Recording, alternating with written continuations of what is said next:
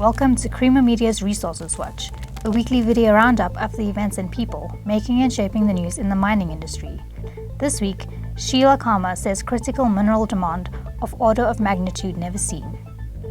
Law firm drawing on giga-scale hydrogen project experience to de-risk new ventures. And things are looking interesting for platinum despite surplus. Mining stalwart Sheila Khama says she has a sense that we are going to see a growth in the mining sector of an order of magnitude we haven't seen before. I have been intrigued and sort of confirmed my suspicion that mining may well benefit from this growing demand for critical minerals, but not just benefit financially, but benefit in terms of the reputation of mining and the perception of mining as critical to our livelihoods. As you know, mining over the years have gotten a bad name. My sense is that mining is about to get an opportunity to revisit and reposition itself as part of the solution rather than being the problem. And I think if mining plays its cards well, this decarbonization is going to make mining not only relevant, but more accepted as part of the way we do business and not the enemy of the state, as it were.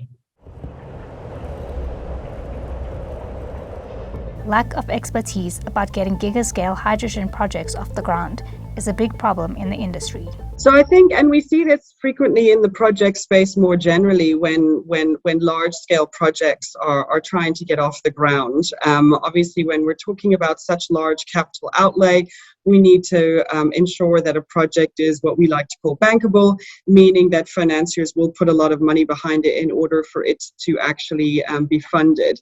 And in order to get that right, we need to make sure that there is a certain revenue stream on the other end. We're talking about a nascent market here. Green hydrogen is something that I think a lot of people want and need, including to, increase their decarbonization efforts, including around Europe, but also regionally and locally. But we need to make sure that we have the right offtake strategy, for example, so that we have a certain revenue stream on the other end in order to be able to put the funding in at the front and make sure that it gets repaid ultimately over time. As the market matures, those types of concepts are a lot easier to achieve, but certainly at the early stages, a certain offtake arrangement, for example, and a certain route to market are critical. What the World Platinum Investment Council is forecasting for 2022 is a reduced but still large platinum surplus of 627,000 ounces. What we're publishing today is a large surplus, 627,000 ounces. That's not small, that's large. But it's extremely vulnerable, and any of the issues we think that might play out, particularly slightly higher vehicle loadings, certainly more substitution. We think the concerns about supply from Russia is likely to lead to more substitution. And equally, the supply chains, people that are using this metal that are worried about both global risk and supply from Russia and their counterparties certainly may increase their buffer stock levels. A little bit of stock increase together with a bit more of substitution, suddenly that surplus can look like a balance or a deficit. And then the other thing that we saw very strongly last year was China importing more platinum than its identified needs. And right now, I think with all the concerns, it's a situation where speculative importing of that metal could even be higher.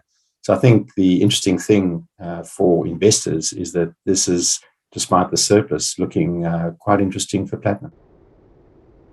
For mining news as it breaks, stay logged on to miningweekly.com and register for our free daily newsletter.